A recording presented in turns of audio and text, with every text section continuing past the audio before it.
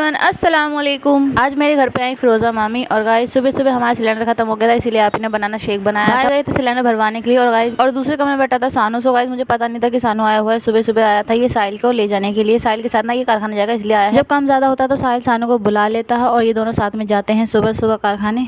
जब सिलेंडर आया तो आप ने सिलेंडर लगाया और उसके बाद गाइस मैं भी शॉक्ड थी और मेरी तरह मोनी भी शॉक्ड थी कि भाई सिलेंडर जल्दी कैसे मिल गया, क्योंकि अभी हमें सिलेंडर जो है ना मिल नहीं रहा। अभी मुझे क्या किसी को भी नहीं मिल रहा है और मिल भी रहा है तो बहुत ज़्यादा महंगा मिल रहा है। सो गाइस हमारा सिलेंडर भी महंगा मिला है, 3000 का आया है ये सिलेंडर। भाई अपने काम पे जाने के लिए लेट हो रहे थे इसीलिए आपने सिलेंडर लगाया था। गाइस अब तो रोशन पे सिलेंडर लगाना आ चुका है, पहले तो हमें ये भी नहीं आता था। और इतनी देर इंतजार करने के बाद गाइस फाइनली हमारी मामी भी आ चुकी हैं। आते के साथ नाजिया मुझे दिखा रही है अपना आउटफिट।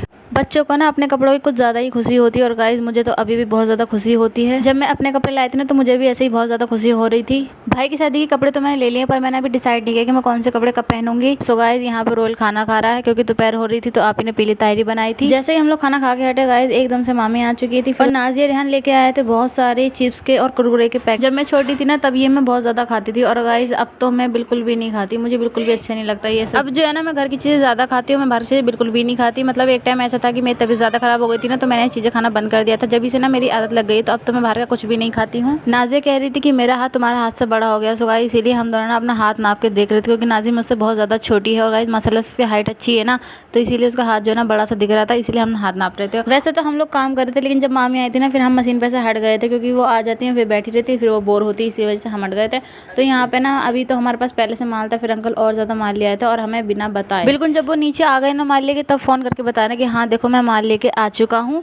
तो हम भाई शॉक्ड हो गए थे कि भाई माल क्यों लिया, क्योंकि हम भी तो गाँव जाने के लिए बैठे हुए हैं। सो गाइस भाई की जो शादी की डेट है ना वो भी नज़दीक आ चुकी है, तो हम जो है ना जल्दी ही गाँव जाने वाले हैं। मामी ने थोड़ी देर आराम किया और उसके बाद गाइस मामी बना रही है चाय। मामी जब भी आती है ना तो अपने हाथों से ही चाय बनाती हैं और उनके हाथों की जो चाय होती है काफ़ी ज़्यादा अच्छी बनाती हैं। और गाइस यहाँ पे मामी ने चाय बना दी तो यहाँ पे सब लोग चाय पी रहे हैं। और गाइस यहाँ पे रेहान और नाज़िया की हो चुकी है लड़ाई, तो ये दोनों आपस में बहस कर रहे थे पता नहीं किस चीज़ पे, ये तो मैं भूल गई। हम लोग कुछ खाएं और सिम्बा को ना दें ऐसा तो हो ही नहीं सकता। सबसे पहले मैं इसे खिलाती हूँ उसके बाद जो है ना हम लोग खाते हैं। सिम्बा चॉकलेट बहुत ज़्यादा शौक से खाता है, वो भी बिल्लियों वाली नहीं इंसानों वाली। जो गाइस हम खाते हैं ना ये वही खाता है।